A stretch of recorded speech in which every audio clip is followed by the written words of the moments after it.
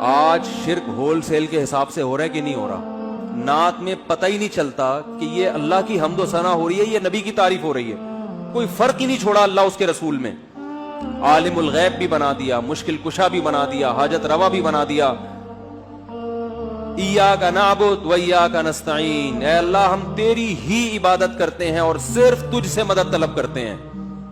یا ایھا الناس، اے لوگو، انتم الفقراء الی اللہ، تم سب کے سب فرشتے، پیغمبر، کیا مسلم کیا غیر مسلم، سب کے سب محتاج ہو اللہ کے در کے. کہتے ہیں اللہ اور بندہ کا فاصلہ بہت ہے، تو مانگنے کے لیے درمیان میں کیا ہونا چاہیے؟ واسطہ. یہ دلیل کہاں سے نکالی آپ نے؟ ایک صاحب بیان کر رہے تھے کہ جیسے آگ اور پانی میں ڈیفرنٹ بہت ہے، تو جب پانی سے آگ کو گرم کرنا ہوتا ہے تو درمیان میں دیگچی کا واسطہ ہوتا ہے. تو ہمیں اللہ تک پہنچنے کے لیے، یعنی اپنی پکار اللہ تک پہنچانے کے لیے کس کا واسطہ چاہیے؟ نبی کا. پہلے نبی سے مانگیں گے، پھر نبی وہاں پہنچائیں گے. یہ لاجک کہاں سے نکالی آپ نے؟ قرآن تو کہہ رہا ہے نحن اقرب الیہ من حبل الورید. نبی واسطہ ہیں اس طور پر کہ بندے کو اللہ سے ملا دیتے ہیں. دیکھو آپ کسی کو تلاش کر رہے تھے، نہیں ملا، کوئی شخص آپ پر احسان کر کے آپ کو ڈائریکٹ کر دیتا ہے کہ بھئی یہ ہے، ان سے ملنا ہے آپ نے، یہ میں ڈائریکٹ کر دیا.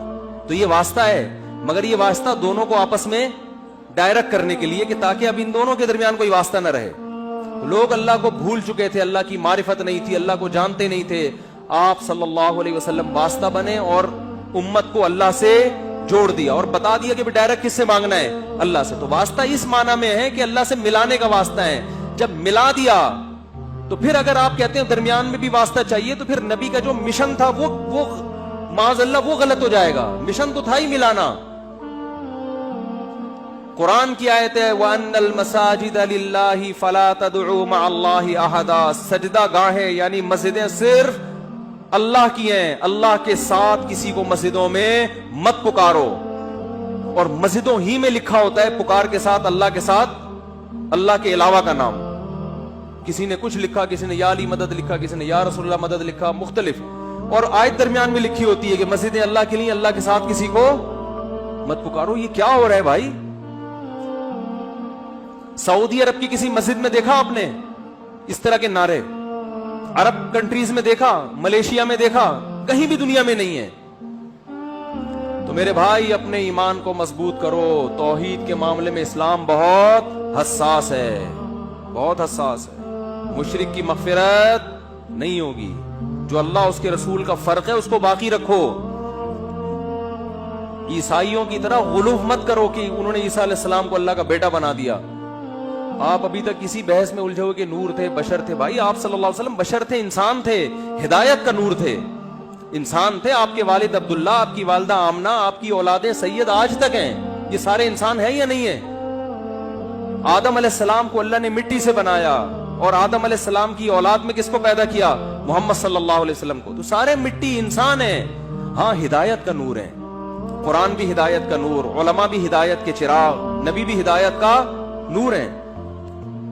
ہدایت کے لحاظ سے آپ روشنی ہیں، قرآن بھی ہے، علماء بھی ہیں. لیکن آپ ماہیت کے لحاظ سے، حقیقت کے لحاظ سے بشر ہیں، انسان ہیں. تمام وہ لوازمات جو انسانوں کے ساتھ ہوتے ہیں آپ کے ساتھ بھی تھے. آپ کو بھوک لگتی تھی، آپ کھانا کھاتے تھے.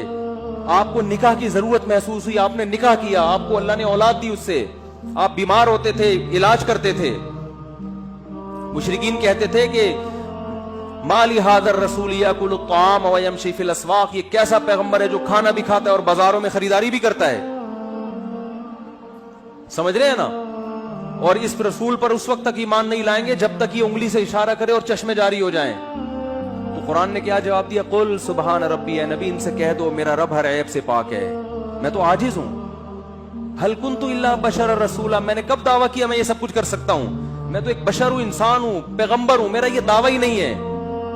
پھر آپ کہہ سکتے پھر چاند کے 2 ٹکڑے کیوں کیے؟ وہ اللہ نے کیے، وہ نبی نے نہیں کیے. بعض دفعہ اللہ اپنی نشانی دکھاتا ہے اپنے بندوں کے ہاتھ پہ. تو اللہ نے کہا ہے محمد صلی اللہ علیہ وسلم آپ اشارہ کرو میں توڑ دوں گا تاکہ ان کو یقین آ جائے. اختیارات نہیں دیے نہ چاند کو ٹکڑے کرنے کے، نہ زمین سے چشمے جاری کرنے کے. جیسے حضرت موسیٰ کے پاس لاٹھی کو سانپ بنانے کے اختیارات نہیں تھے، لیکن بنتی تھی لاٹھی ان کے ہاتھ میں، سانپ بنتی تھی، اشدہا بنتی تھی، سمندر کے 2 ٹکڑے کرتی تھی. اللہ کرتا تھا، نہ لاٹھی کرتی نہ موسیٰ کا. اگر موسیٰ کو، حضرت موسیٰ علیہ السلام کو یہ اختیار ہوتا کہ وہ لاٹھی سے سمندر کے 2 حصے کر دیں تو پھر حضرت موسیٰ سمندر اور دریا کے کنارے کھڑے ہو کر پریشان نہ ہوتے اور بنی اسرائیل پریشان نہ ہوتے. یا موسیٰ انا لمدرکون، پیچھے فرعون مارے گئے. وہ کہتے ہیں موسیٰ آپ کے پاس تو لاٹھی، آپ تو جب چاہے جو چاہے کر لیتے ہیں، کچھ کر لیں. کہنا یار یہ لاٹھی کو تو سانپ بنتے دیکھا ہو تو کچھ دیکھا نہیں، پتہ نہیں یہ سانپ کیا کرے گا یہاں پہ. اور حضرت موسیٰ بھی پریشان، لیکن کیا فرماتے ہیں، ان معی ربی، میرے ساتھ میرا رب ہے، کچھ نہ کچھ کرے گا وہ.